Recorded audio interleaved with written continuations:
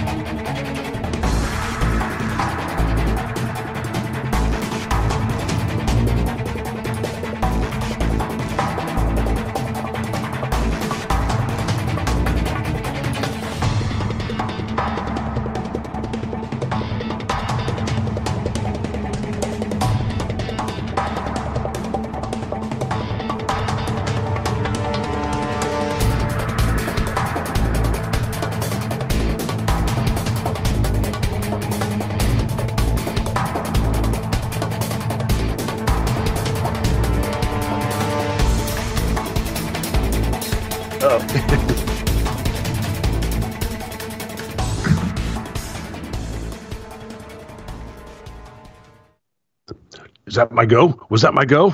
Welcome to Thursday here at KLRN, your early introduction to the weekend. And this is Disasters in the Making, your foray into the dark and dingy side of Hollywood. Hey, my Jen, name is Brad Slager. Can I possibly get the tissues? Entertainment writer at a number of outlets. And we usher you through the guideposts of the bad side of movies. And joining me each week from ScreenRant.com is Paul Young. Are you there, Paul? I am here. And it's not each week. I've missed two shows. You have, actually, yes. I know. We've had two. I think I was in the hospital things. the last show. You were laid up. You were downtrodden. But we're getting back into eating all that Jell-O. Don't try to sex it up. Come on. They They love their Jell-O. Dude, it was a lonely, lonely time in the hospital. That's the first 24 hours. I didn't even have a TV or a window. So they just put you in a room and leave you there.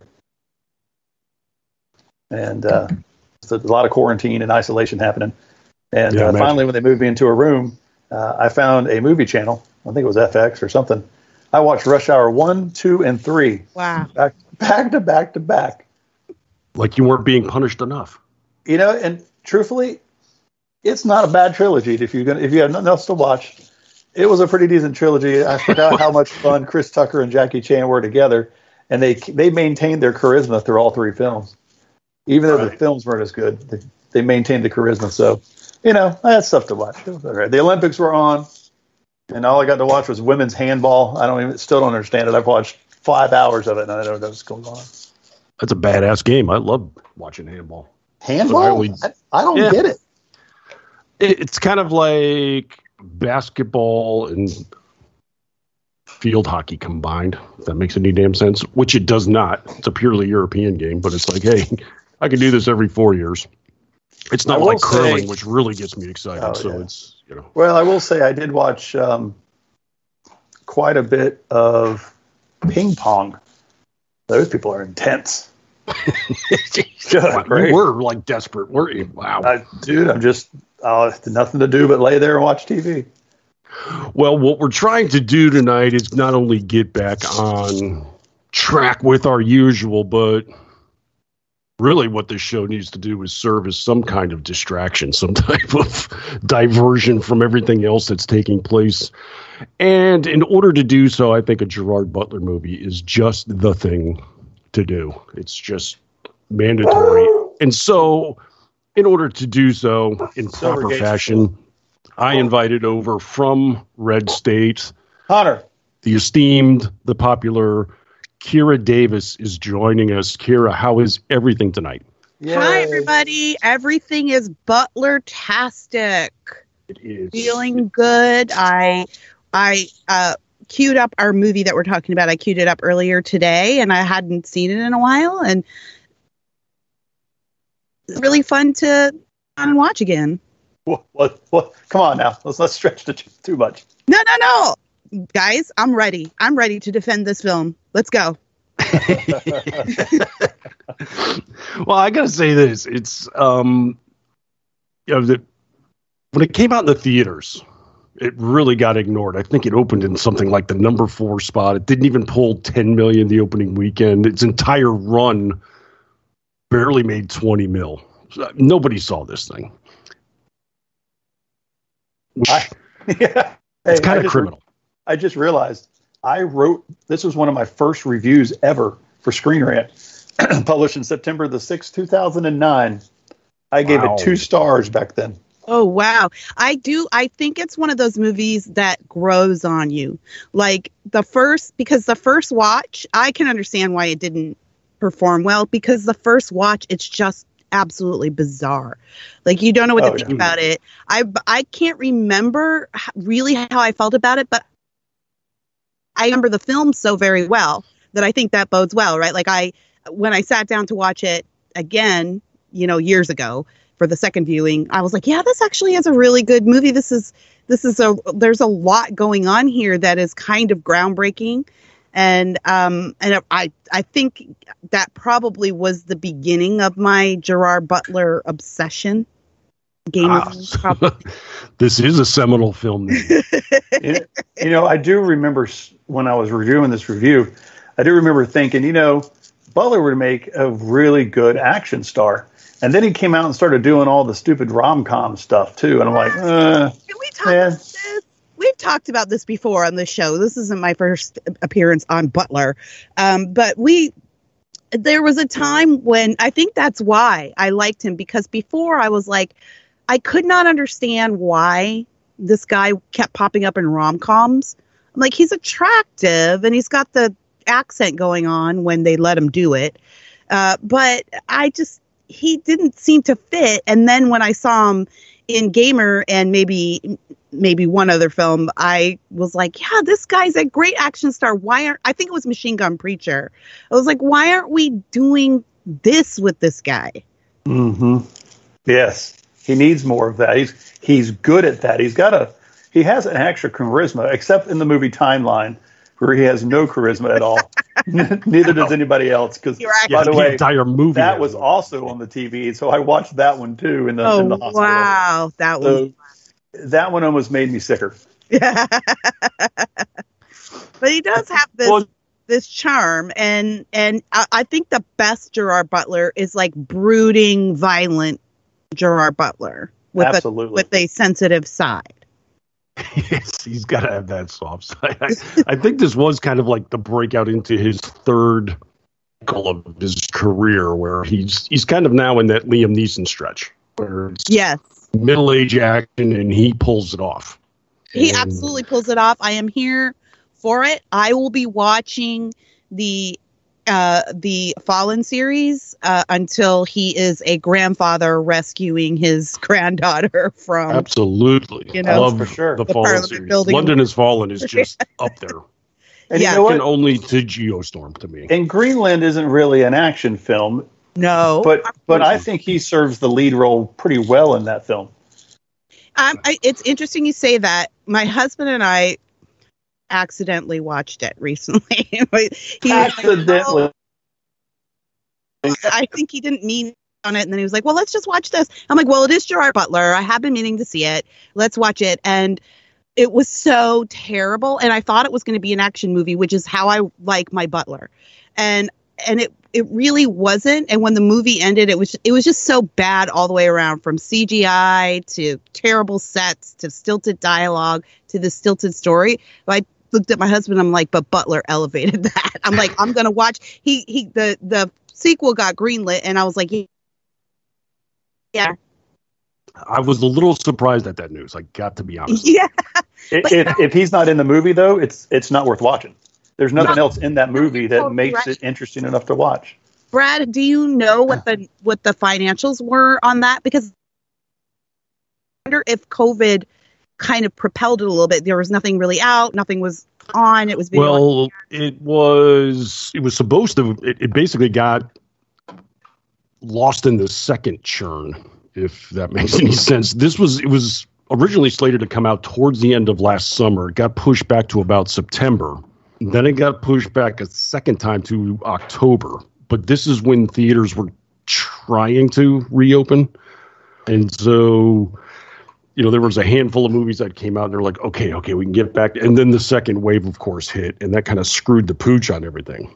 So as far as box office goes, it's real difficult to measure because you didn't know how many theaters were open at the time, how many, it basically just got shunted straight to video. They just did the VOD thing. There's no domestic box office. But apparently, because, everybody got scared out of theaters, there was enough streaming interest that they said, okay, we're going with the sequel. So, yeah, I guess so. Okay. I mean, it did almost 53 million. So I guess it's pretty decent considering when it came out at the height of the. Right, but that's, like you said, that's only international. So they probably netted 20 to 25 at best. Generally about 40 to 42% is your average international box office take for the studio. So it depends on where it played, yada yada. But their overhead had to be low because the production value in that film, a lot of zero. You would think with a global calamity and everybody moving to another continent, this had quite a lot of interiors. Yes, it did. Mm-hmm.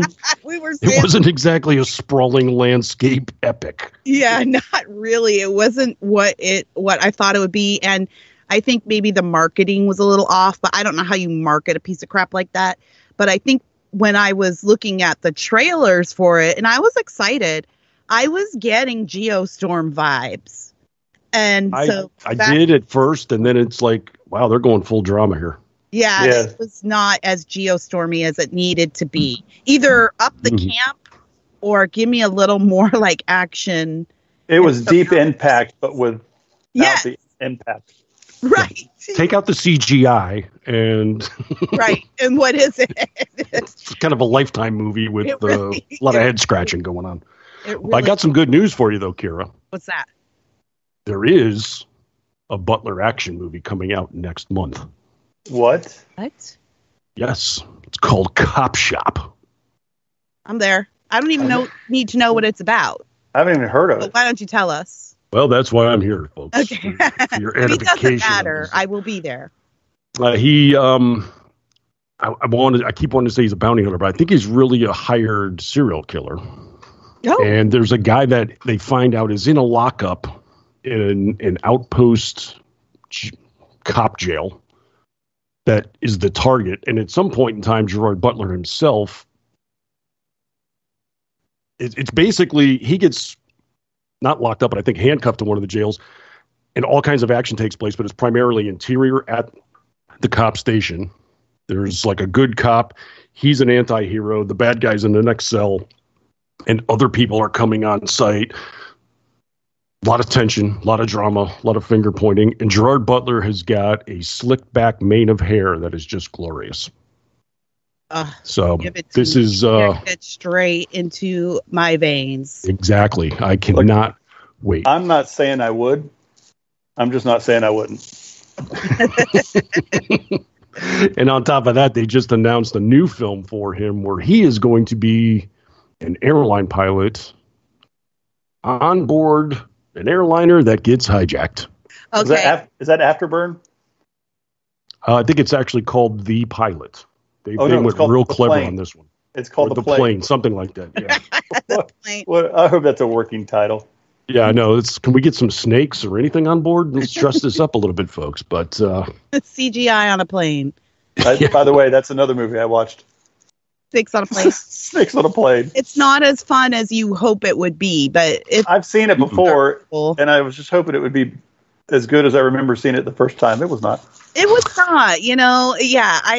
I think this is what I like about Jerry Butler, and this is what the problem with Snakes on the Plane was. Like, Sam Jackson was totally there for it. He was like, I will ham this up, camp this up. Like, I know what this movie is. I'm all in, but the movie didn't match his energy. And that's what was disappointing. And with Butler, I just feel like every film he does, it's like, he's like, yeah, look, this is what you're getting. Match my energy or don't. Like, he's just totally committed to being there. Sometimes he's just totally committed to just kind of being there.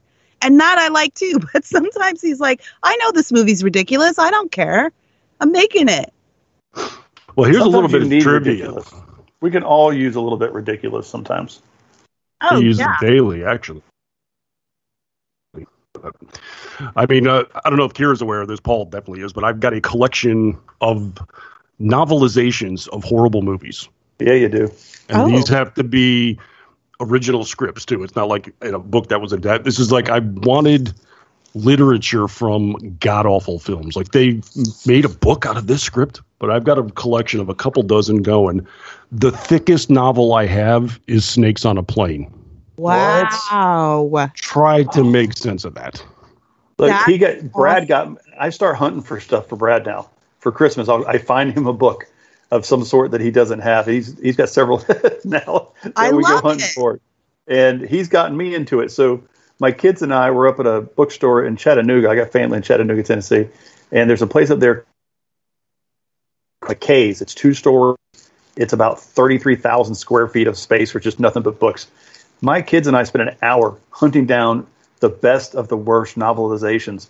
And my kids were getting into it. They're running around going, Dad, this was a movie, right? And they're just putting it in the cart. And then I'm asking Brad if he's got like certain copies. He's like, no. I'm getting text messages of book pictures from Paul. He's like, got this one? Seen this one? That's amazing. Brad has single-handedly given my family a new hobby. I love it. Someone needs to have a Butler novel movie section. Where you got to figure out a way to turn every Butler film into a novel. Even if it's already been a novel, we have to rewrite it as the novel version of the film. So imagine Phantom of the Opera. but the novelized version of the film. Well, that one would have to be one of those. I don't know if you remember these from. I was in middle school. The big movies would come out. It would be a photo picture novel of the film. Yes. It was nothing but still shots of the movie, and they would put the word bubbles above the people's face. I loved those. That would be perfect for the Phantom. Yes.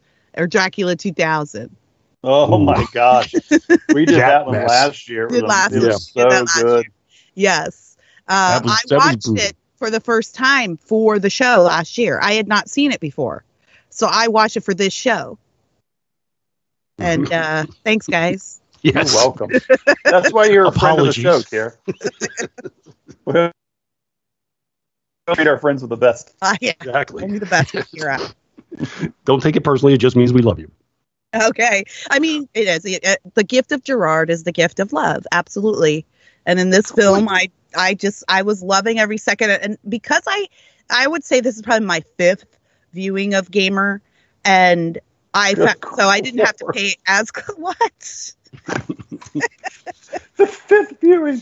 Yeah, I deliberately seek this movie out to watch. I'm about there with you. I think I probably got half a dozen under my belt too, because every so often I'll just put it on. It's like I just need the mayhem and the idiocy. I just have to do it. And third. Here's the thing, though. It's not that it's a horrible movie. It's just so watchable, and for one primary reason. This isn't even really Gerard Butler's movie. This is Neville, Dean, and Taylor. Yes. All the way, top to bottom. Yep. If you're unfamiliar with the names, I'm talking about Mark Neveldine and Brian Taylor. They were the writer-directors of the Crank movies. Yeah. And these are those two movies and Gamer, all three of them, I think, could all be summed up in one hyphenated term, and that is batshit. Yes. You know what? Gamer didn't need to be that way, though. The premise behind Gamer Inc. is actually solid. The idea, it's Death Race, right? It's essentially a Death Race movie where they put penal people, into a situation. And it was at the height of the first-person shooter kind of deal back in 2009, mid to late 2000s. There was a little bit of a controversy behind it. Oh, yeah. Because this almost lifts the screenplay of a movie called The Condemned. Is that the one with Stone Cold Steve Austin? Yes. This was a WWE production. And how about me pulling that right out of the hat, right? The hallowed WWE productions. Yeah. Yes. That canon of films out of Hollywood, those. Yeah. This involved 10 convicts, and they were forced to fight each other to death. And this was an illegal contest, and it was broadcast for pay-per-view. And the winner would buy his freedom. Geez, where have we heard this before? And they lifted that for Gamer. They lifted it for Death Race 2000. Yeah. It's kind of a subgenre almost at this point. Condemned criminals who were exploited for a crap ton of money. I do like the part in the movie where they have people can be NPCs. And as long as you don't die, you survive to the end. You're free. Mm-hmm.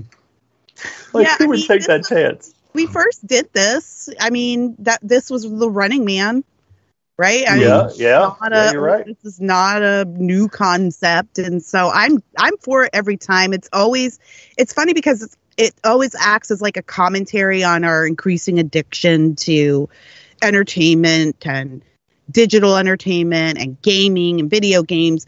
But I don't know. When are we going to get to this dystopian society? They've been trying for 60 years. They've been promising this forever. Yeah. I'm almost to the point where it sounds like fun. When's it going to start? Yeah. Yeah. I think what made this part of the story original was the fact that the convicts were being controlled. They weren't necessarily fighting each other on their own free will. Sure, right. They're being controlled by teenage other people in certain situations, and then the other people selling their bodies out. And Okay, that's the thing, guys. There's so much boobs in this movie. I didn't see a single one. Oh, sure. I was like, I forgot how many boobs are in this movie, and in a way, these guys, Neveldine, that's how you say his last name, right? Yeah, Neveldine. Neville Dean, I always get it mixed up, and Taylor are like almost little kids, right? They're obsessed with gaming. They're obsessed with fast cars and blood and guts and hot guys who can shoot, and then chicks and sex. And that is what is in these movies. And there's so many gratuitous boob shots in this film. For no reason. I think what you're... reason.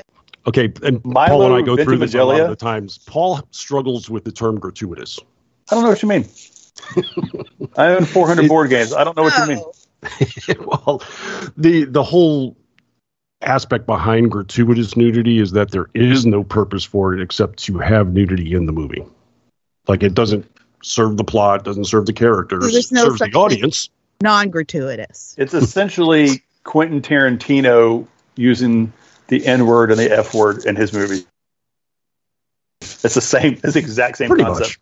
I mean, what we're looking at here with Neville Dean and Taylor, what they do is basically a typical 1970s exploitation film in the cyberverse.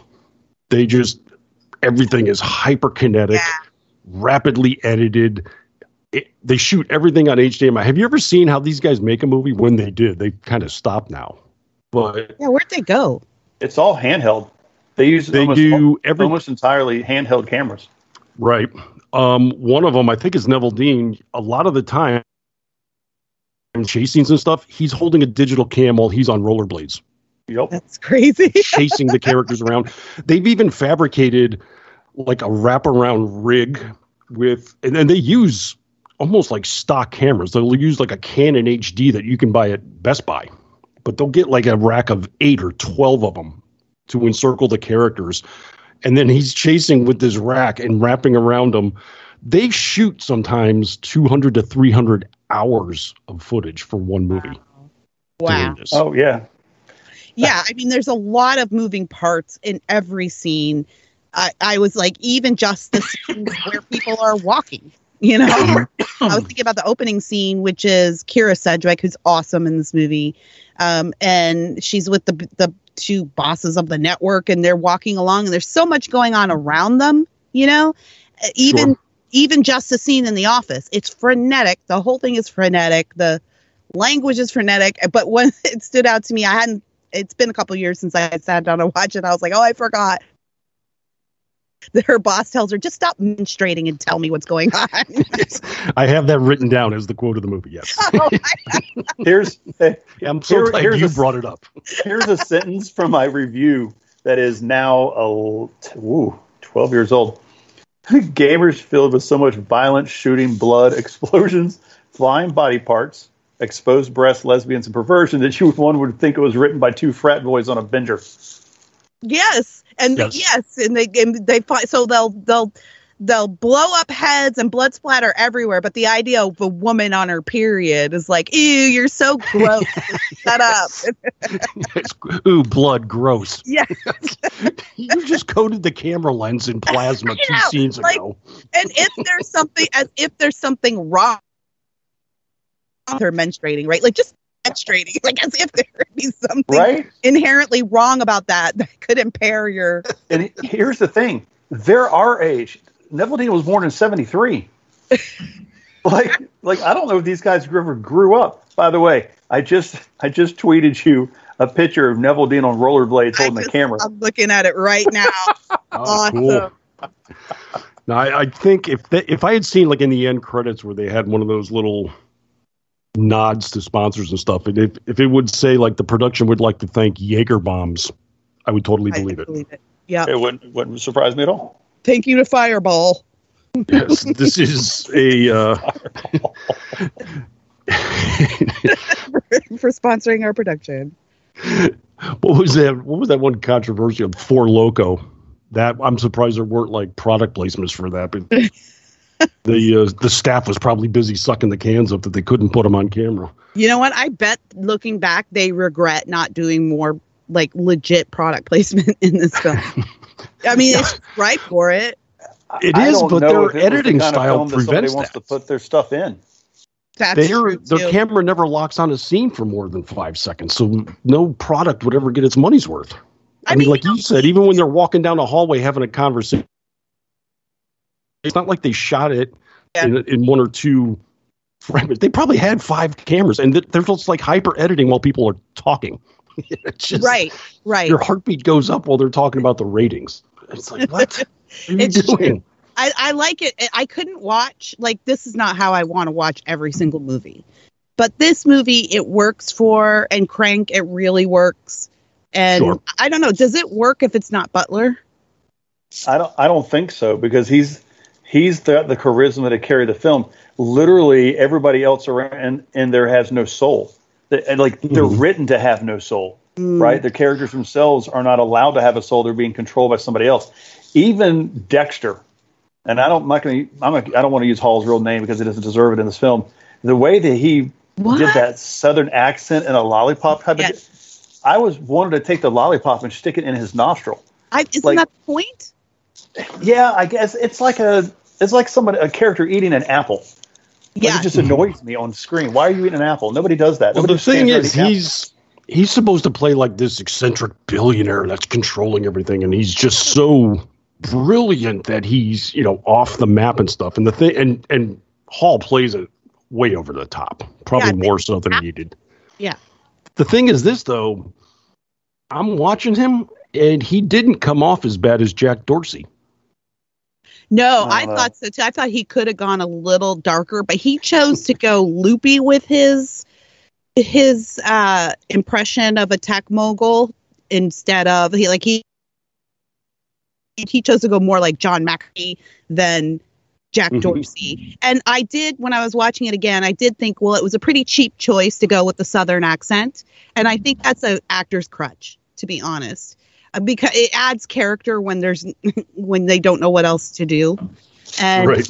But your tech billionaires aren't from Texas; they're from frickin' Silicon Valley. They live in San Francisco. Oh, listen to the West Coast elitist here, Kira. Don't make Texas my tech gods. Hey, Austin is the tech capital of the South now. Yeah, because everybody's getting the heck out of Dodge out here on the West Coast. Apple it's basically the San Francisco of the Midwest. Yeah, it's crazy in California. Everybody is fleeing. In fact, this is a funny sidebar, but we're going through a recall election here. That's neither here nor there for this film. But the governor was on TV the other day complaining about people moving to Texas. He's like, Texas isn't really that great. Like, okay, dude. If you say so. Okay. Well, you're right. I'll stay. People are looking on rental.com as a result now. Texas, that's a decent idea. Thanks, Gavin. Solid argument there, Gov. No doubt. I would say, matter of fact, if I'm going to compare Michael C. Hall's character to any politician, it would be Gavin Newsom, because he has that sort of diabolical Patrick Bateman-ish look. He's got the toothy smile, and he seems charming on the outside, but when you spend more than 3 minutes talking to him, he's like creep-tastic. He totally works until he opens his mouth. Yeah, exactly. But I was really enjoying watching Terry Crews. You know what? Watching him again, I'm like, he was great in this film. I love him. Yeah, he's great, isn't he? He does comedy, he does action, he does pretty much anything he touches, he elevates too, just by being himself for the most part. But he was in, you name it. White Chicks, he was great in that. A horrible, horrible movie, but you had to watch because of him. And that movie is so... my stomach turned when you leave it. The title. It's so gross. I only know the film because I've got stepdaughters that loved it and would watch it every 2 or 3 weeks in this house. Which one? Really? I did it for... I used to have a podcast I'm about to resurrect called How Inappropriate, where I review older movies, and me and a guest talk about how you could never make the things. I recall that show. Yes, you do. Weren't you on it? Yes, I was on for PCU. Yeah, great movie. I'm about to resurrect it. Life got in the way, and I had to put it away. But I love PCU. PCU was great, Brad. That was a great episode. And White Chicks was the last episode that I was scheduled to do, and I had a guest to come on, and then the guest canceled, and so I ended up watching that movie for no reason. They're making a two. The Wayans brothers want to make a White Chicks too. They said They said the atmosphere is good for it. No, they'll never get it made. Dudes, read The Room. No, that's a bad idea. No. Yikes. Plus, Well, why don't we get into our plot here? Yeah. We've There's a plot. gotten the background. We did the in the making part. Let's do the disaster now. So we pretty much open up with an extensive gunfight scene that is just over the top, which is pretty much on brand for Neville Dean and Taylor. I mean, the camera angles on this thing, they shoot from above, from below, from behind, side, and they'll do all that in 10 seconds. You have no clue who the hell is fighting, who is shooting who's getting shot. It's really just mayhem in a warehouse.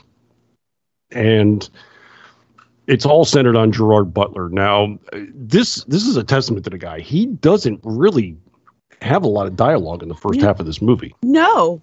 Yeah. He doesn't say much at all. And still, it's pure charisma. He still grabs a camera. The script just must say brooding. Pretty much. Yeah. Just brooding. I mean, he could do that waking up. That's just his resume, isn't it? That's just on his Gerard Butler actor skills. Yeah. He just says, Gerard Butler brooding can also do, and then it goes from there. Can also do kick-ass killer American accents. Red-blooded, football-loving, hot dog-eating American accents. He can carry the American accent for almost 2 complete acts. I don't think I've seen him go the full length. No. At some point in time, the brogue comes through. Love it. But the tell through all of this scene is that every so often you see flashes and cuts and such that are digitized. Like the frame will be pixelated for half a second, or you'll see other flashing images briefly come on and such, and you're already like, wait, what's up? What's going on here? Well, it turns out Gerard is actually a character, but he's a real life individual. Wait a second. What? Who are you talking about? It is a video game that's operated online. However, they operate not digital characters, but real life characters. So this is what I do. My job basically... Technology.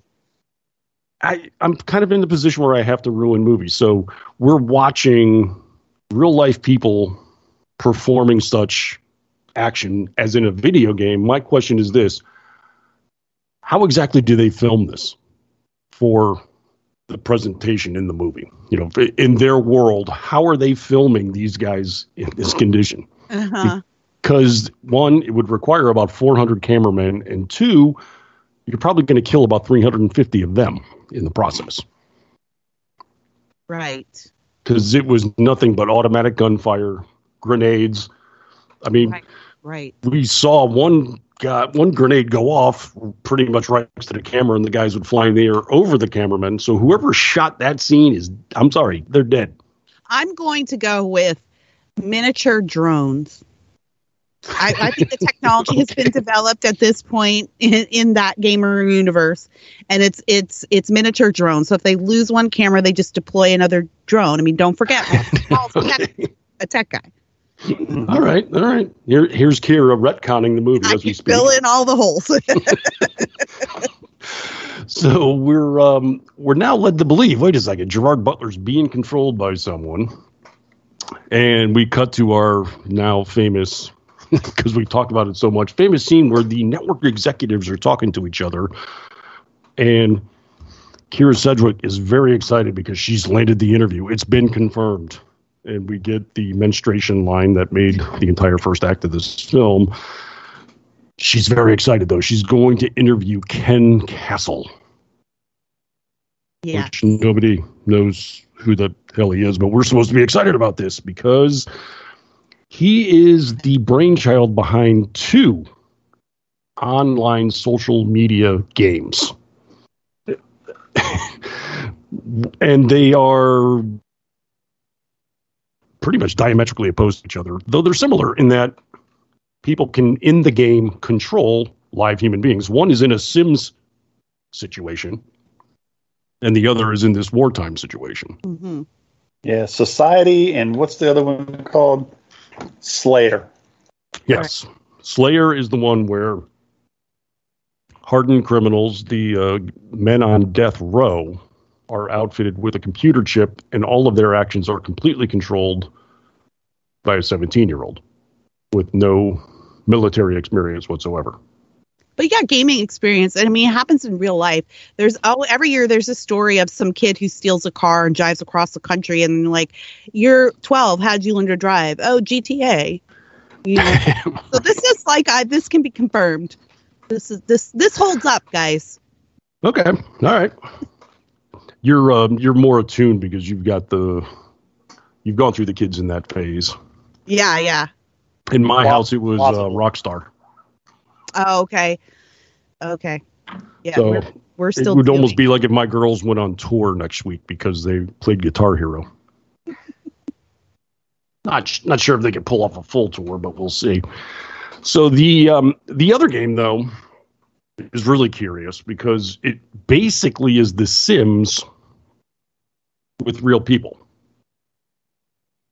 and the Sims with the naked people patch. Right. Mm-hmm. I by the way, I am a huge Sims addict. I play it every night. No, really, still. Yeah, still. Oh, yeah, still. They come out with new packs and updates all the time. Yeah. Okay.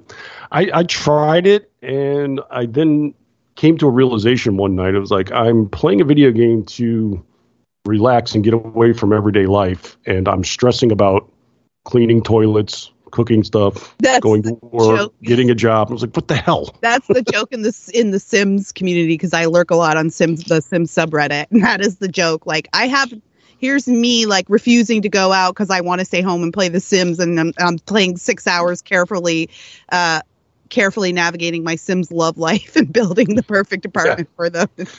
I got to call in sick to work because my Sim has to go in overtime. Yes. But yeah, so I remember, I don't know if you guys, there was a game when virtual reality, or when this idea of having avatars first started, there was a game that might still be operational. It's not even really a game. It's just kind of a world where you have an avatar and you just navigate this world. You can do whatever you want in this world. You're talking about EVE Online? Talking about what? EVE Online? No, it's not that. It was one of the original ones. It was probably 2010, maybe. When I discovered this, I even signed up for it, but this movie is cutting cultural commentary, because it was what this movie was. I loved the idea of being able to navigate a virtual world and go get a job and build things and meet other people, and then it just turned out to be a bunch of perverts. Oh, it's always Yeah. pervert. It's always perverts. It's because they allow them to make female characters. I mean, I played Ultima and World of Warcraft and Star Wars Galaxies, and anything that was, could be an RPG of some sort. My buddy and I, we were playing it, and that's how it always is on there. It's just a bunch of dudes that don't know how to interact with people in real life, so they figure, if I get nobody says anything to me, I guess I'll do that. And that's what they do. They're a bunch of little perverts everywhere. Yes. It's going to happen. That's unavoidable. Why, though? I mean, I'm watching some of the scenes in this movie, and I'm thinking, why is it that film and maybe even real life, as soon as we get behind an avatar, especially in Hollywood, they assume that universe is just going to be completely filled with sexual perverts. Like, no one's going to use their avatar to go on vacation or something. Go to a yeah. It's just only going to be gross sexual perverts. I blame the incels. Well, I mean, just all you got to do is look at the scene with Milo Villa-Majiga. Like, how do you say his last name? I have no idea. You know what I'm talking about? Ventimiglia. From Heroes, yeah. Heroes, This Is Us. Just look at his scene and his character, and it accurately describes what you're talking about. Because the only purpose he has to exist is to go in there and be a pervert with Cable's wife. Yeah. That's the only reason he's in the film at all. Wait. Milo was the fat guy? No. Milo was the guy in the leather pants that picked her up, and they were in the elevator. Oh, the one that he broke his wife back. Being controlled by the fat guy. Right. Okay, now I got you. I didn't even recognize him. I was looking for him, too. Yeah, that's... Interesting. All right. Yeah. I may have to watch this again. Oh, yeah, you definitely should. Yes. Because I still have the ability to do long division. We got to get that purged out of my head. So the interview takes place, and we learn just, what a whack job Castle is. And then they wrap it up. They're saying their goodbyes, and all of a sudden, the TV show gets hacked by Ludacris. Why do we keep letting this guy act? Because he's cheap. He must be. They couldn't get Common. Honestly, I don't think he's that bad. No? But he's always ludicrous. I mean, he doesn't act. He's right. You're right. Yeah, he's just him. It's like Ludacris comes on to play the role of Ludacris this year. Right. Ludacris the car driver, Ludacris the hacker, Ludacris, yeah. Ludacris the chef. Here he's the brainchild behind a hacking group called the Humans with a Z. Racist. But they are... This is the part that confused me, and I'm not embarrassed to say that because this entire movie is kind of that way, but they're hacking in order to defeat Castle, but I don't really have a grasp on their mission. Right. I didn't either. I didn't quite get that one either. I think the mission was just because I was rewatching a scene where they all have, how in these movies they do it where each character, you can't have one character deliver a whole paragraph. So each character takes 2 lines like you do in real life. But there were, it was some expository paragraph and they were saying that, that this is going to lead to what they were trying to do was prevent this from leading to all of society just kind of voluntarily giving up their autonomy. And that right now people aren't paying attention or think it's fun because it's just the drug addicts or the sex workers or the people that we look down on in society, but that the desire for it and the craving for it was starting to spread into normal quarters of society. And that was going to break down the bonds of society and the social fabric. And then the other thing was that Castle was planning on controlling people's health records and health treatments, and he was going to control the technology for DNA treatments. Sounds like Bill Gates. Damn, Kira, she brought the heavy. I did. Well, I just watched it, so I recalled. I did not remember. That was not one of the plot points that I remembered why they were doing it. It doesn't Kara matter. just put more thought and effort into explaining something that I'm fairly confident they didn't think of at all. You're right. Mm-hmm. Yeah. Well, it was kind of funny, too, because I'm doing my research for this, looking into the background. And I found one guy was doing, wasn't even a review. He was talking favorably. I was like, oh, I'm interested. And then I look at the scroll bar, and it's not a bar, but it was a tiny square.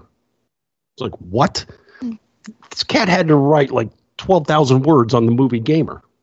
10. He wrote 10,000. Actually included it as a chapter in a book that he put together. Okay, so you know what I'm talking about. Now I'm like, he was defending it for some reason. What's the guy's name? Steven Shavero. Send it to me now. Got to clear out some time this weekend for that. And I was like, well, this is interesting. I was like, holy crap, I feel like I can defend this film. I think this film has actually some actual relevant societal commentary that we could actually extrapolate even today. Oh, no, I'm absolutely agree with that aspect of it. However, putting it in the hands of a couple of jackasses who were wired on Jaeger bombs on rollerblades maybe is not the method to deliver this message. I tweeted you the link to that review. Thank you. I'm looking at it now. December 15th, 2009, 15,000 words or 10,000 words. I'm going to bookmark this so that I can focus on the rest of this show. Good Lord. I know, I'm scrolling down on that, and I was like, dude, I'm just going to wait for the movie to come out. Holy crap. The movie about the review of the movie. Yeah, there the might oral be history more of gamer. words in this blog than there were in the movie. I think you're absolutely right. I mean, I think, honestly, I know, Brad, you said in the first part of the movie, Gerard had hardly any dialogue, but I got to the end of this movie today, and he almost had no dialogue, period. He didn't really ever pick up. There was a few lines after he escapes. Spoilers, I guess we'll get to that. But that's it. He really does not talk a lot in this movie. Even when he meets his wife, he's not talking to his wife. He's talking to the guy that's controlling her. So he's basically saying, "You son of a bitch!" He's barking at his wife. I was like, wow. If you read that on a page, that's probably 3 lines, though, worth of dialogue that even says to that guy. He's just brooding at people. I think the script here would probably be like 2 or 3 lines of dialogue and then about 75 entries that say edit, edit, edit, edit, edit, edit, edit, exterior, edit. Rollerblades. Yeah. Boobs. Edit. Well, the part that it's part of the commentary, but I don't get what they're selling here is that in the alternate game they have called Society, people voluntarily submit themselves to be controlled by somebody else somewhere. And Castle sells this as like, people want this. This is something people love, the idea of someone else being in control and just surrendering to the whims of someone else. So you've got a hot fashion model basically playing Gerard's wife here. Naturally. Who willingly submits herself to some corpulent, sweaty jackass in a basement who's eating waffles by the handful. Mm-hmm. I'm missing the appeal here. It's so good. Well, she says it's a job. So apparently in this dystopian version of our future, there isn't a lot of work. Society is sort of in an upheaval. There's the elites and there's the very poor, but there's not much in between. Middle class is gone. So when her husband, Gerard Butler, is, of course, unjustly imprisoned, she loses custody of their daughter, because in the new dystopia, if your spouse is a criminal, then you can't have custody of your kid either, which was super random, but okay, whatever, we'll go with it. She's a very put upon woman.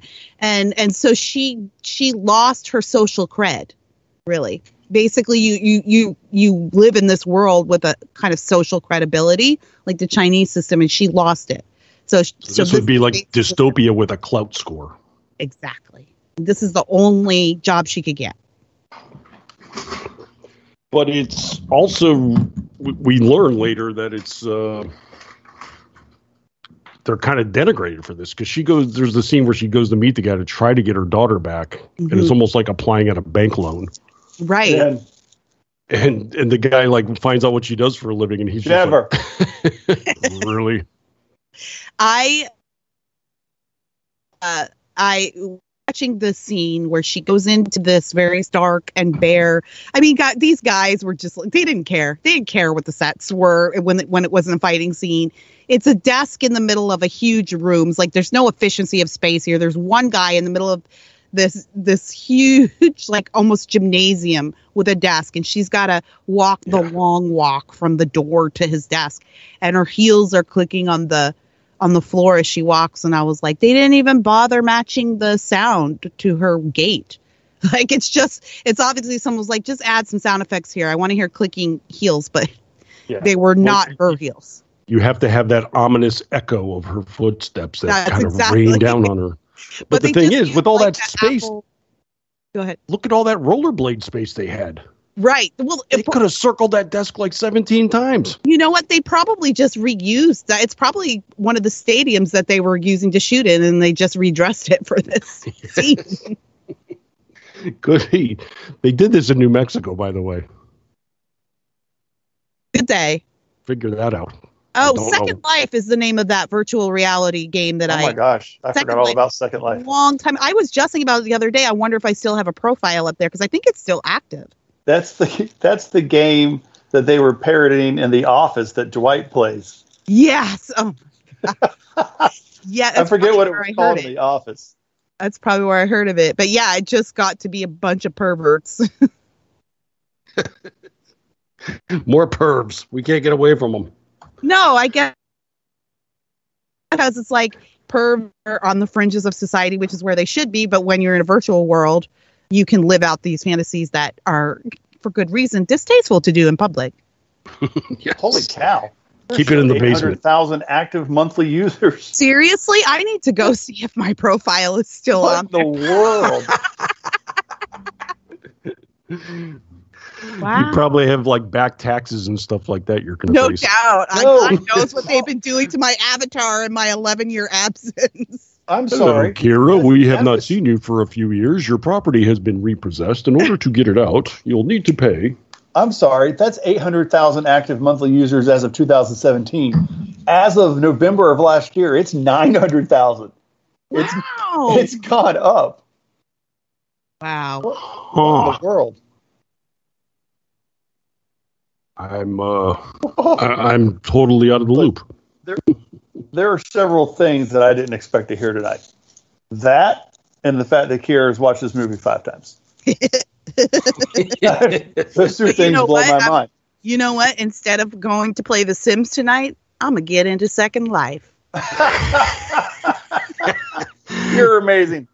And there she goes down the rabbit hole. Yep. Bye. Well, speaking of, I'll throw this at both of you. It'll be of interest here. Aggie and I talked about this on our show Tuesday. New website has popped up called Nestflix, Nest. Mm-hmm. All they do is compile all of the movies and TV shows that appeared in movies and TV shows. Amazing. And they set them up like Netflix. So they have still shots. They have the synopsis. They have who stars in it. So, is it up now? Yeah.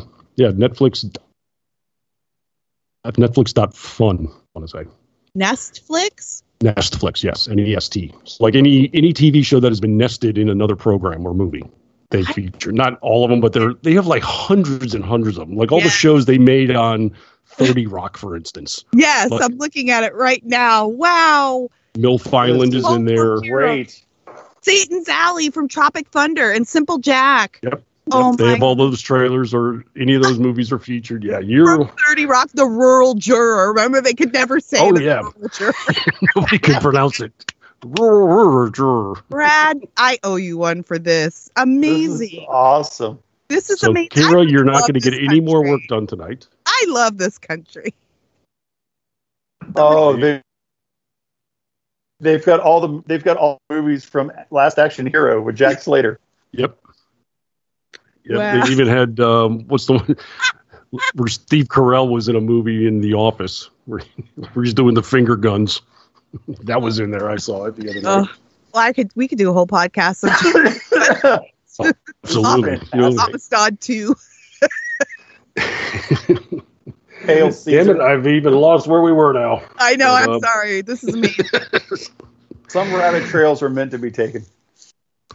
I did have a funny pull on this one, though. Like, after Ludacris was hacking repeatedly, we cut to some bizarre newscast that almost looked like MTV News, but online or something. But I just cracked up because it was James Roday and Maddie Lawson from Psych. Yes. Were the two newscasters. Psych was popular, and I mean, it still is, but in 2009, I think they were right in the middle of starting their show. So that was new for both of them. Yeah, so they were 3 years in. I found it really interesting, though, because, you know, if you take this movie as sort of a commentary on internet culture and YouTube culture and all of that, I was like, well, they made this look like I recognize the vibe of these YouTube hosts, but the setting was just so jarring. Like, that's not what, even in 2009, it looked like. I would have preferred for it to be a little more like of a send up of the YouTubers that we see these days, but it was more like The Running Man. It was more like, or Hunger Games-ish almost. I would have preferred it if it was like two kind of just really dumb teenagers. Like, hey guys, we're like, welcome to the channel. Well, his mustache didn't do anybody any favors either. No, they tried to give him funky fashions. They had green screen digital readouts behind him. Yeah, it just was almost no set. It was weird. Yeah, it was weird, and it didn't really, even in 2009, YouTube was, chugging along, and it didn't really capture what I think could have been a fun send up of the YouTube commentary culture. I think it's the Young Turks 2025. It wouldn't surprise me if they spent maybe $10,000 filming that entire scene and did it in a couple of hours, if not less. Yeah, if that. I don't even think they probably did more than a take, maybe two. It would not surprise me to find that out.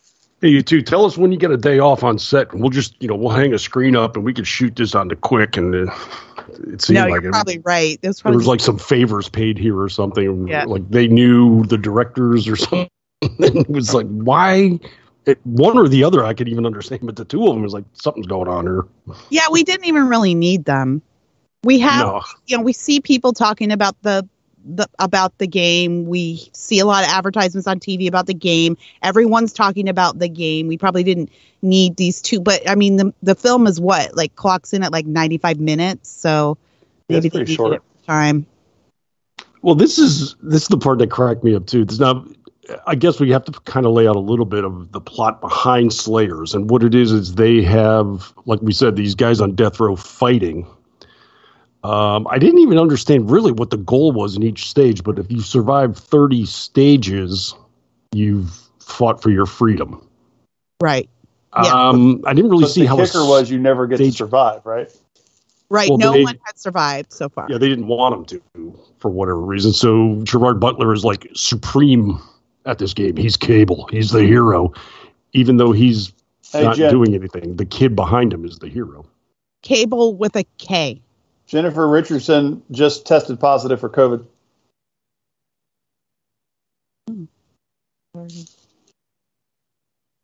I'm drawing a blank.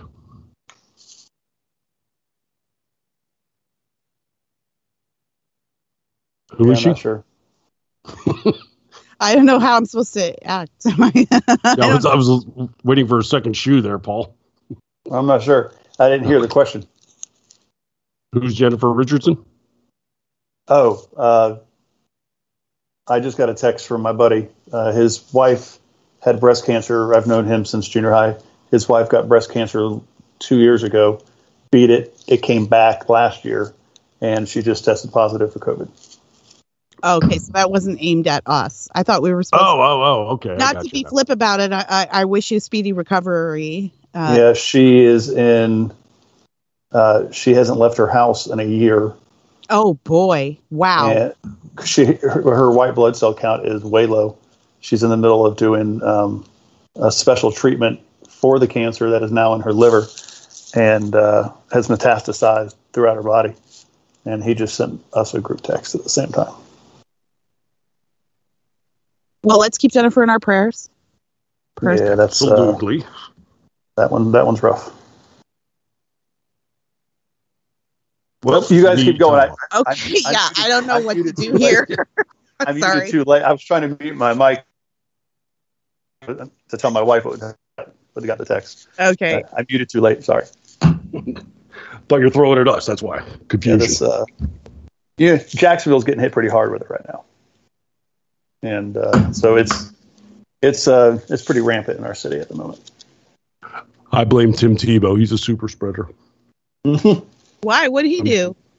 Tried out for the Jags and got cut. Yeah, he was trying out on the team and all that. Now he infected the town and he got cut and he's going to move. Infected the town. He got cut and infected the town.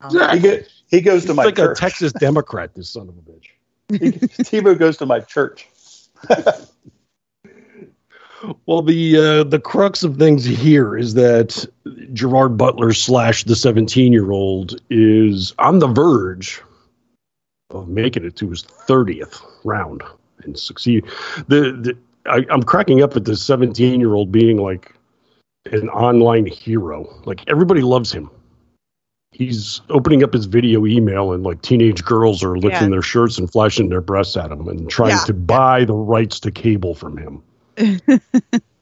Yeah, that scene reminded me of like a Black Mirror episode. Do you remember that one? I can't ever remember the names of them, but it is the one where the guy is living in a future dystopia. Every room is just video games, and you constantly have to be watching something or watching. I've never watched an episode. To people, you've never seen an episode of Black Mirror? Mm-mm. The earlier episode, I think the last season was not worth watching because eventually it just got infected with, like everything did with Trump derangement, and that just bleeds the creativity out of everything. But the first 3 seasons are incredible. It's almost like a modern Twilight Zone. Yeah, like a Twilight Zone, but like the world of tech. Are they all standalone? Like each episode is different? Yes, it's an anthology. Yep. I'm gonna have to check it out. Well, the funny part to me here is like this 17-year-old kid is just like fielding emails. He's a CEO. Oh, sorry, don't bother me. Yep, can't do it. But these 2 twins pop on the scene, and they're going to drop like $5 million on them for the rights to cable and their boobs, and show him their boobs. I'm just curious, where the hell these 2 getting the cash from? They're just rich. There's only the rich and the poor in this world. But how? I mean, they can't have an OnlyFans account. I mean, they weren't that hot. They weren't. They have a dad. I'm assuming. I didn't even get where this kid had his wealth. He lived in a man, and I just assumed he was just.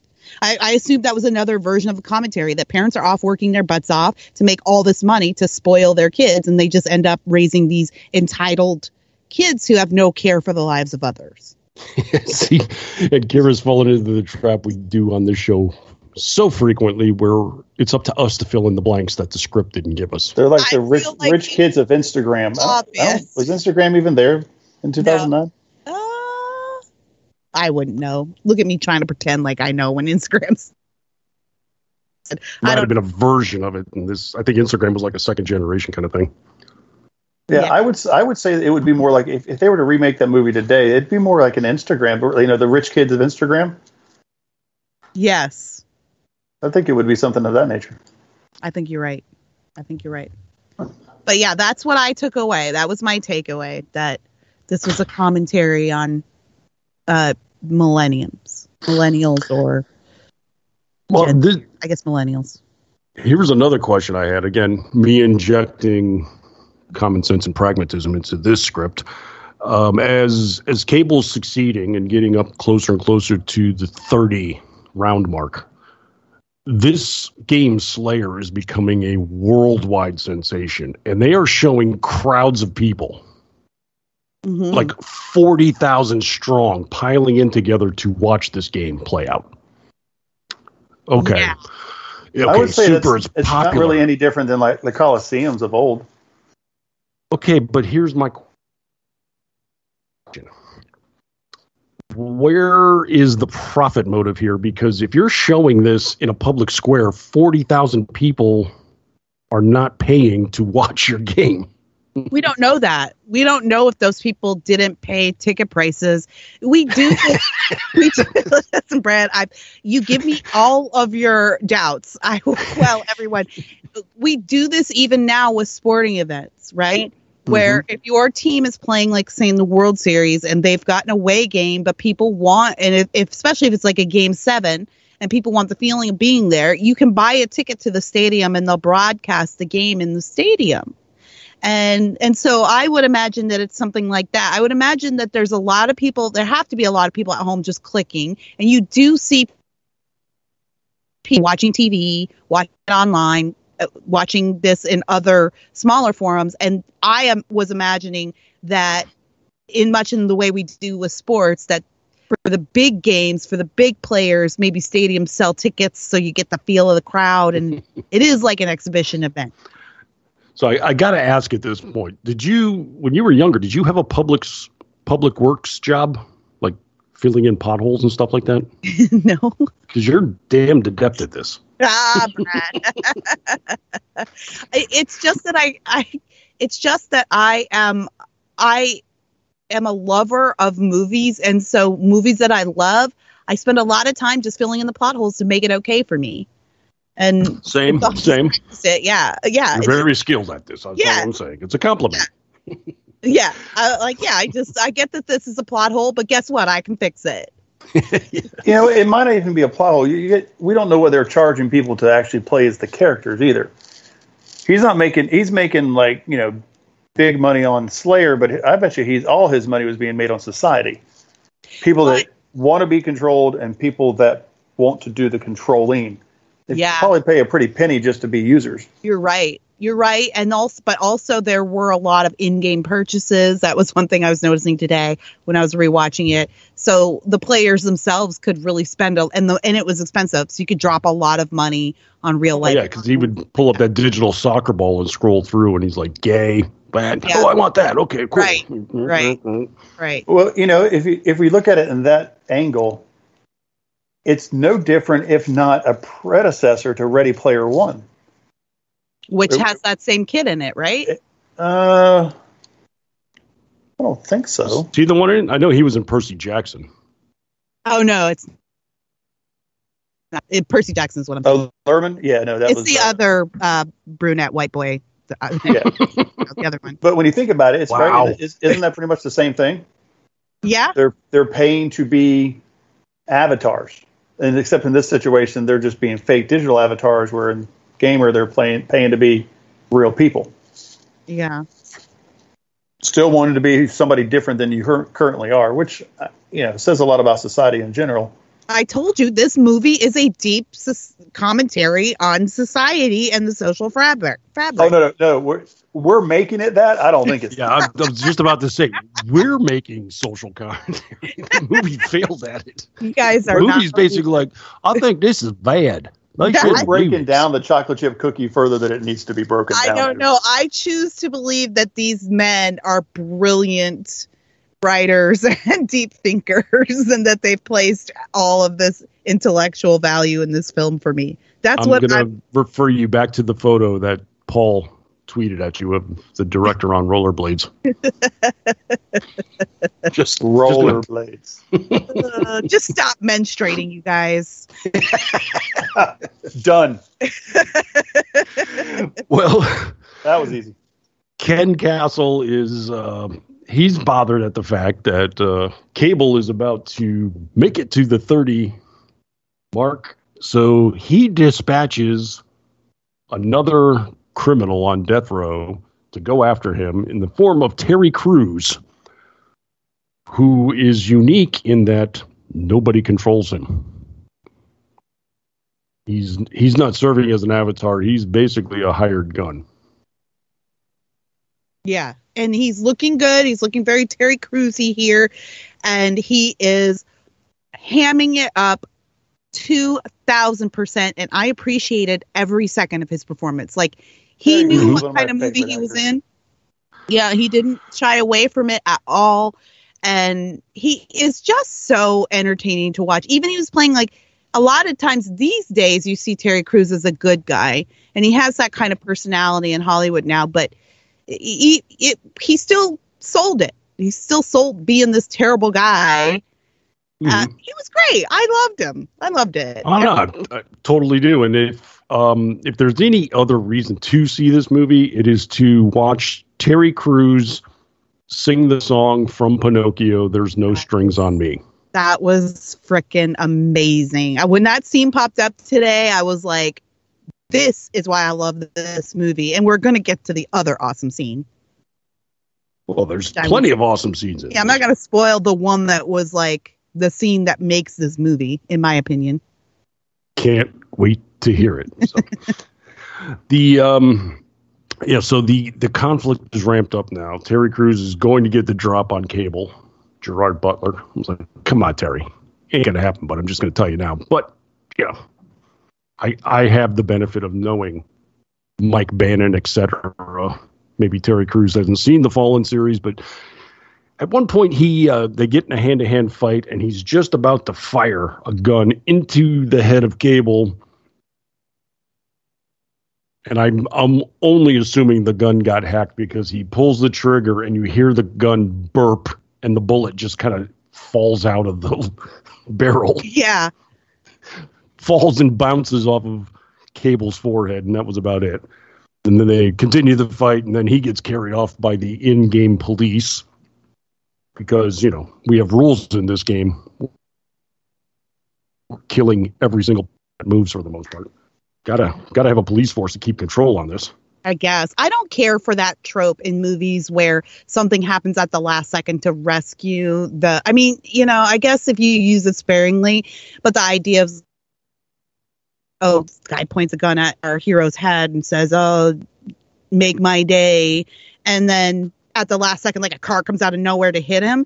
I always think that that's such a cheap way to get out of a situation. And as a fan, I'm always like, I don't want my protagonist to depend on luck to live. I want to see a story where their wits and their brawn get them through this situation. And if it's just a series of like, ooh, phew, lucky for you that this guy ran out of bullets, I always feel like that's cheap. That's the old Deus Ex Machina, God of the Machine, where like the screenwriter got stuck and he's like, how about an atom bomb goes off or something? You know, it's like you can see where they get stuck and they have to come up with something. This, you almost don't even notice it in this film because when in the action scenes, like, I know Paul was bothered by all the gratuitous nudity, but what about all the gratuitous mayhem? I love the fact in this movie, like when Gerard Butler running down the street and firing, crap is going on. I think I counted at least 2, if not 3 scenes where an arbitrary motorcycle on fire drops out of the sky. Yes, it was. The more we talk about... Whoa, where did that come from? What happened to the writer? Why is it on fire again? You guys, the more we're talking about this, the more I am thinking that this film really was inspired by The Running Man. That's how Running Man was too. Like there's always weird people on fire and it's just water coming from these places. And like there was one time he's going down the street and there was like a walkway above him. He turns around and there's just a guy up there with a blowtorch, flamethrower, just arbitrarily shooting stuff off. And then like a truck will come through and spin through the air on fire and land and run down the road for 200 yards. I mean, it's just there's all kinds of crap happening that means nothing. Like the and it makes me so happy. Yes, the motorcycles with the people on fire. It's like, it's not like the fire and then they skid to their deaths and they're like, oh no, I'm on fire, I'm dead. It's like they're on fire, but they keep just driving around. It's like one time he rounds a corner and there's a guy on fire running and he shoots him in the head and he gets credit for the kill. And it's like, that's kind of cheating, dude. Yeah. Like, okay, whatever. Yeah, it was. It was just a lot of random heads blowing up and, yeah, absolutely no purpose to it, but I was enjoying it. And it's just, it's beautiful stuff. And we do come to find out that now the last act of this movie is a complete mess. Almost a shambles, I'll say. Yeah. They have the romantic connection. He's trying to get back to his wife. She's one of these controlled characters. She submits herself to a 350-pound waffle eater. And there's a daughter in play, as we've come to learn. And then in the last scene, the last round, he gets control of a truck. Now, this baffled me. They're in the locker room, gearing up, getting their weapons together and stuff. He goes ahead and swallows not quite a 750 bottle of vodka, but close to it.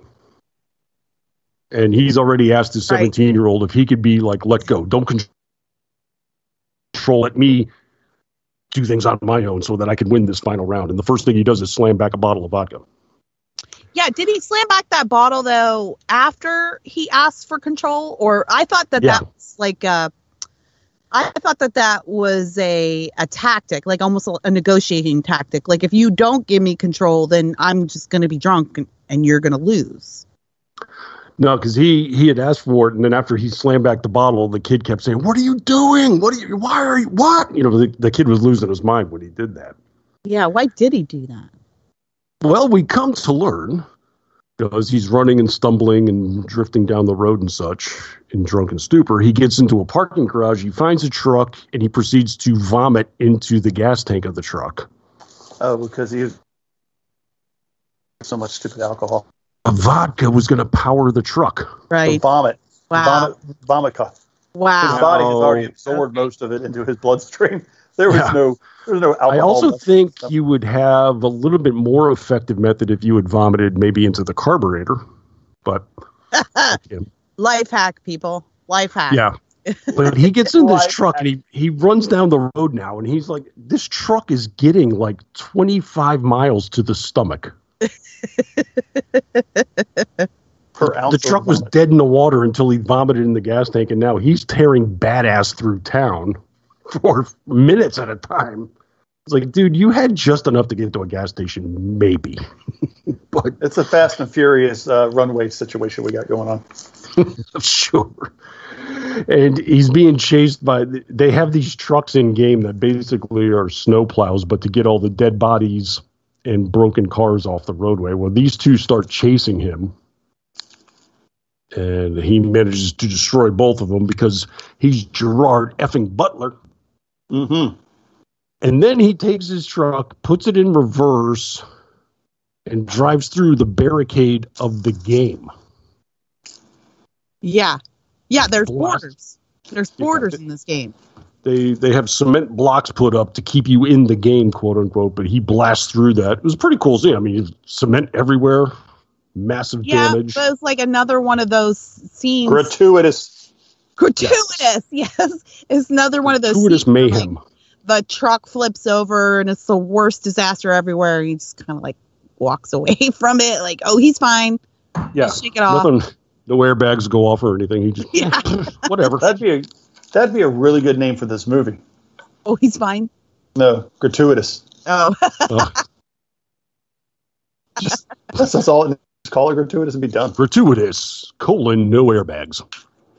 That'll be the same. There are airbags. We've already discussed this. Well, those were gratuitous too. Yes. And I'm probably going to shorthand the last act here because a lot of stuff was going on, but nothing really happened. But he breaks out of the game. There's this teenage girl who somehow had access to him in the penitentiary. I'm not even clear on that, but she gets a hold of him in the street somehow. Right. So I think that her hacker network has bribed the guards to somehow let her in. So I imagine that she is like the niece of one of the guards there, and he has a medication that he needs, and she has to take it into him once or twice a week. And so she is a familiar face around the jail, and then she sneaks down to where the death row inmates are to make contact with him. Okay, Kira, you're taking this all. Are you writing fan fiction of Gamer Online? Really should be. Holy crap.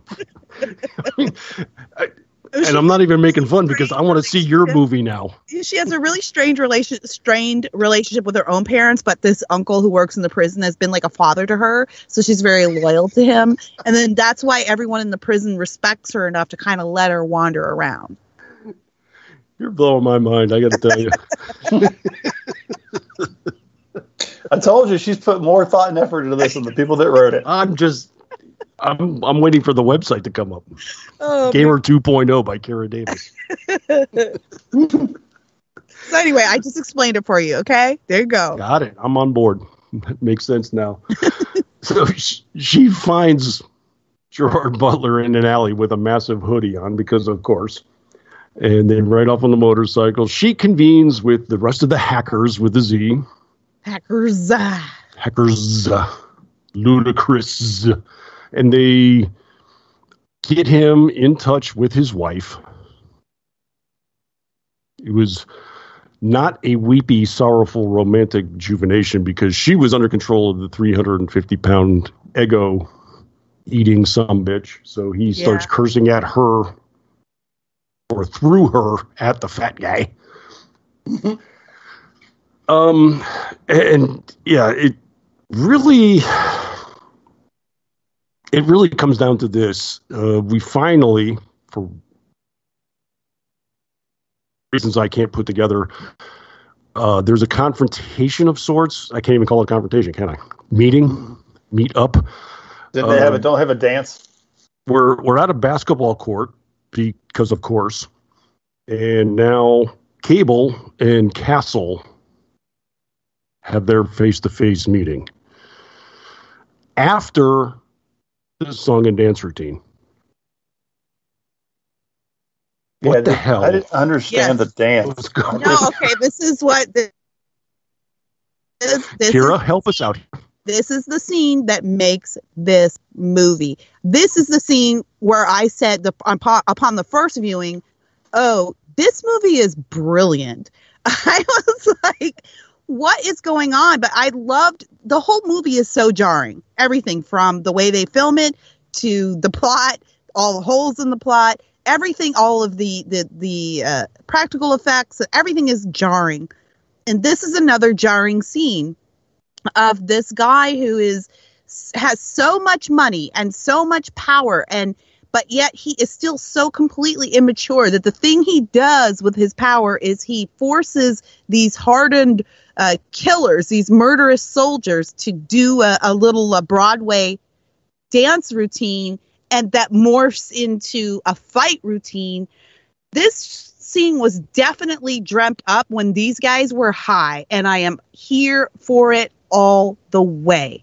Michael C. Hall is actually a great Broadway actor, and so he does sing and dance in real life. I almost wished that this scene had Terry Crews in it, and I thought it was such a playing the flute. It did. It Briefly. did. No. Yeah. Oh, it did at the end, but I wanted him to be dancing. I wanted to be him no. With the dancers. And I just thought it was so weird and bizarre, and it didn't seem to fit in there. And yet it just added to the atmosphere of like, this movie is freaking nuts. It doesn't make sense. And then it morphed into a fight scene, which I thought it was cool. I liked it. And I know that it was just these guys on coke one night. But the thing that worked here is that he's singing "I've Got You Under My Skin" because that's where the implant is that controls everybody. Guys, see, brilliant. There you go. I have seen playing right now on YouTube, and I'm just once again in awe at the whole thing. I'm just kind of choreographing it. I'm floored when, like, his entire billionaire enterprise is in the balance. He still had the time to take about a dozen guys on the side here and go through a choreograph routine. No, he didn't have to choreograph them because they were under his control. Oh, they were programmed. Yes. Ah, got it. Yeah. So the guys that were sitting in the stands and the bleachers with the controlling them? I don't know if they were controlling them or how it worked, but yeah, they were not autonomous guys. They were being controlled, and that's what I really liked about it. Like, this is the idiot thing that he chooses to do with all this power. He's like, he has so much power and so much wealth that he can only do ridiculous things. Those are the only things that satisfy him. So, and now he operates Twitter. And if you look, this is actually a moment of great acting from Jerry, because he does react to it the way that we reacted to it, which is like, what the hell is going on? It's like, the living hell am I looking at? I just want to kick your ass. I just killed Terry Crews. He's at the 3-point line dead. Let's get this.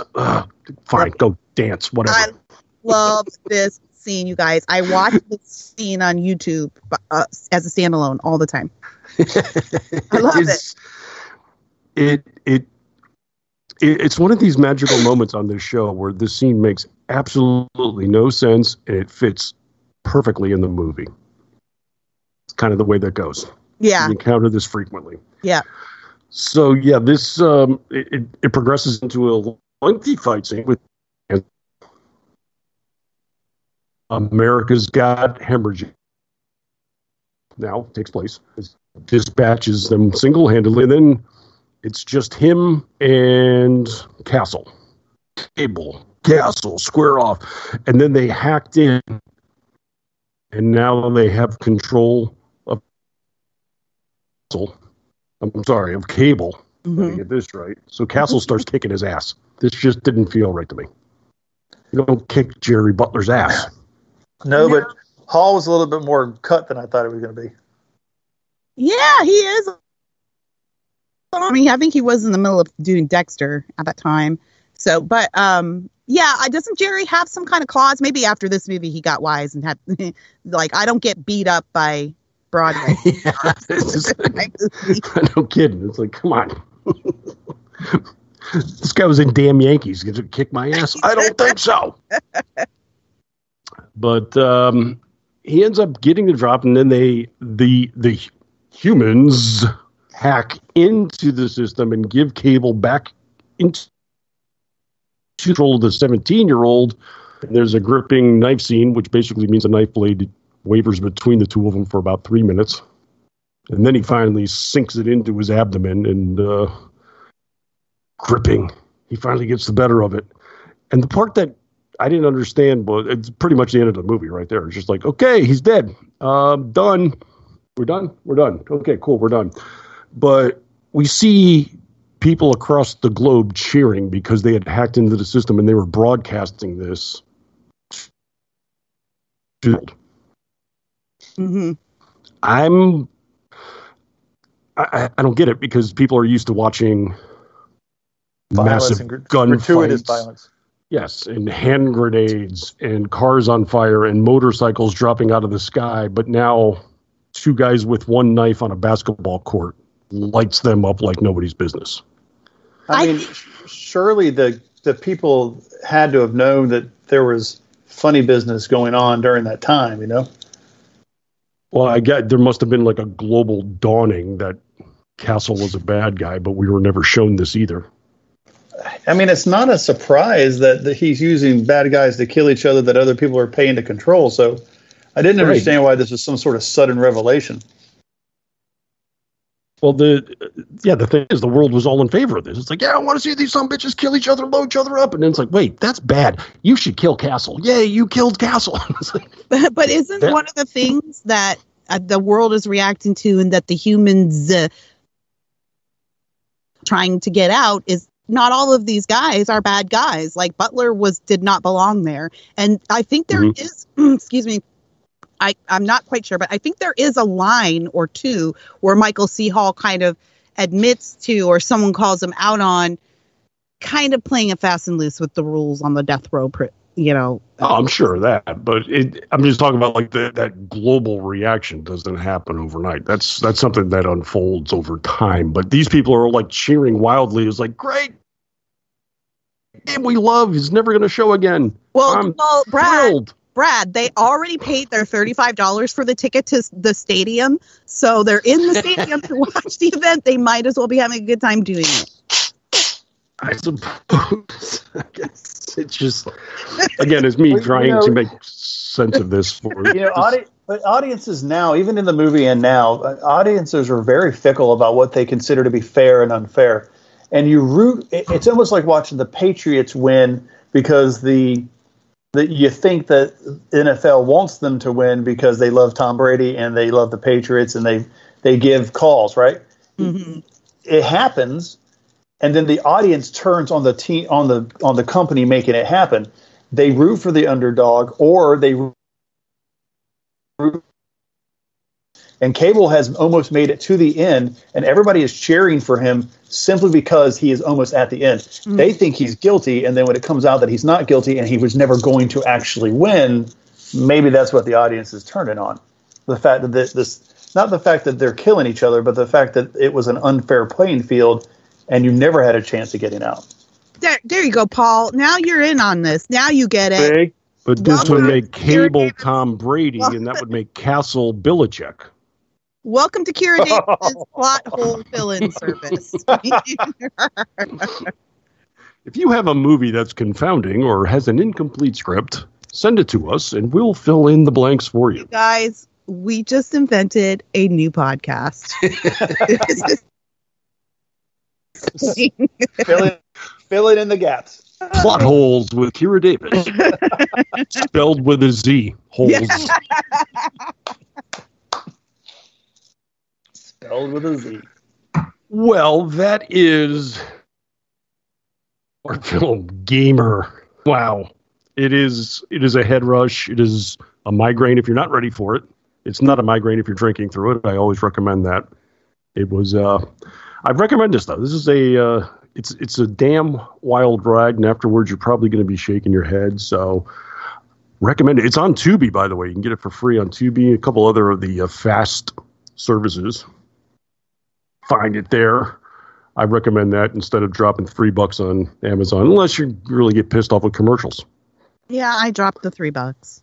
Oh, did you? Okay. I might just buy it. I should just buy it.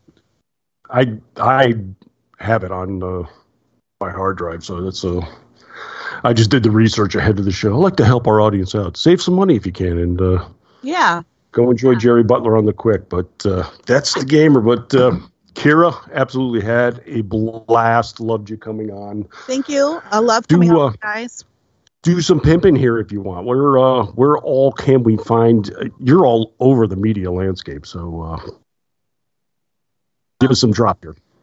Well, tomorrow night I'll be on Fox News on the Ingram Angle at 10 p.m. Eastern. I'll be joining my friend. But this was the real big deal here. I know a lot of people get excited about me going on Fox, but I was like, no, but I'm going on Disasters in the Making, you guys. Yeah, you are. Yes. So, I love doing the show with you guys. We always have a great time. But yeah, I'll be on there with my friend Tammy Bruce, who will be filling in for Laura tomorrow night. You can find my podcast, Just Listen to Yourself with Kira Davis, wherever you find your podcasts.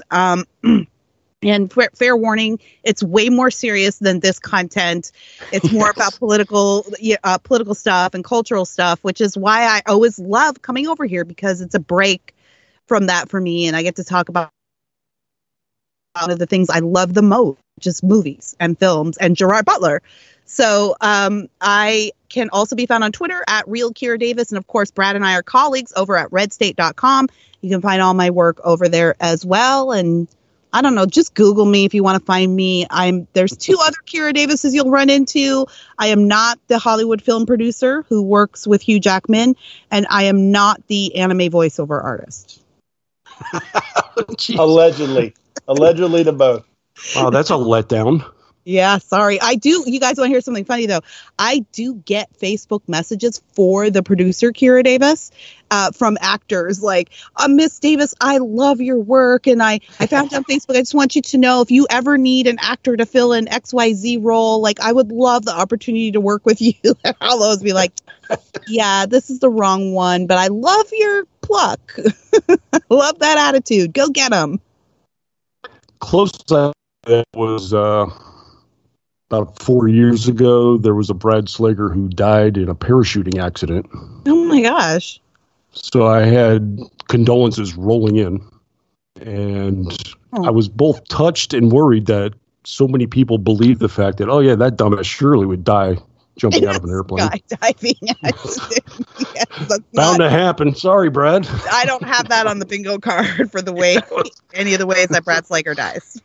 Not to let you down, but I'm still kicking. Sorry, but that was my brush with fame there. But Paul, where can people find you? Twitter at Movie Paul. Still in Screen Rant, messing around. Though not writing as much as I used to. I was going to say, it's besides the emergency ICU, where can we locate some of your masterwork? But yeah, that's it. I guess you'll be crawling back onto the digital scape soon enough. As for myself, as Kira said, I'm a regular feature over at Red State. You can see me daily also at townhall.com with my media rake column, where I take the press to the woodshed on a daily basis, also sometimes at Twitchy, and on this very network as well. You can hear me Tuesday evenings with the ever effervescent Aggie Rican as we do the Cocktail Lounge. We talk about potables and culture and high art. She does the high art, I do the potables. It's kind of a mix. And then next Thursday I'll be here again, but with Orty Packard as we cover the entertainment landscape on the Culture Shift. And if you need more of me, let's face it, you do. Head over to Twitter daily. You can see me at Martini Shark. So, this is August. You owe it to yourselves to just fill your mind with anything and everything that is Gerard Butler. Go celebrate with Scotland's greatest thespian export and America's finest gift that we have. And go enjoy some of his films. Kira, thank you a ton for coming on. Love it every single time you're here. Thanks for being here. Thank you. I'm glad you're feeling better, Paul. Thank you very much. It is. So we'll see you in a fortnight here on Disasters in the Making.